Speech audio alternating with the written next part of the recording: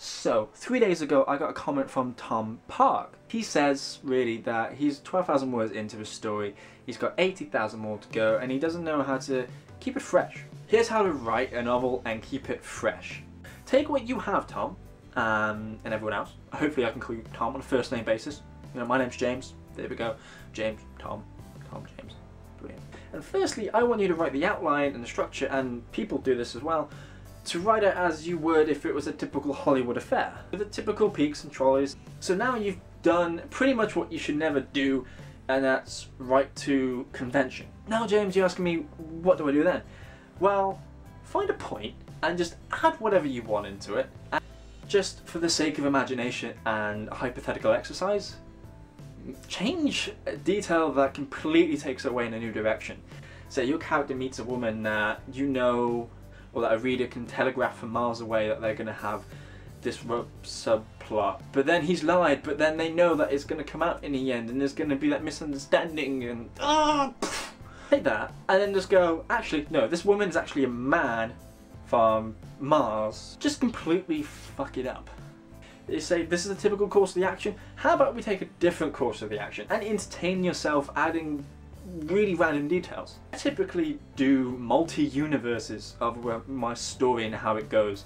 So I've had the typical Hollywood method of going about it, then I've added a party of people and a trio and I've gone through it like that. Or I've said, what if my story is about trust, and then follow that through. Because when you are writing, there's a level of what you know you're going to write and the mystery of what you're going to write. And it's kind of like being on a racetrack. If you know everything you're going to write, you are going around a racetrack in 10 miles an hour. You're just going,